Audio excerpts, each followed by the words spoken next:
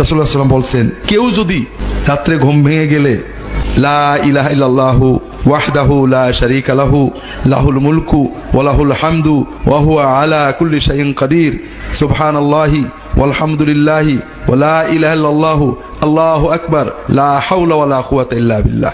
এই জিকিরগুলো আমরা জানি না, সবগুলোই আমাদের জানা।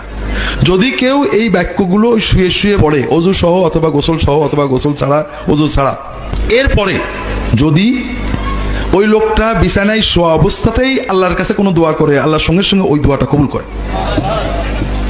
এখন কিন্তু বিছানায় শুয়ে আছেন আপনি, যারা এই দোয়াটা পড়বে আল্লাহ আপনারে গুপ্তধন হাতে দিবেন। মাটির তলায় পিতলের কলসির ভিতরে 2-3 হাজার সোনার টাকা পাওয়া যায়। এক রাতেই একদিনেই কোটি টাকার মালিক করে দিবেন। আমার মুখে মুখে বলুন, ইয়া হাইয়্যু ইয়া কাইয়্যুম লা ইলাহা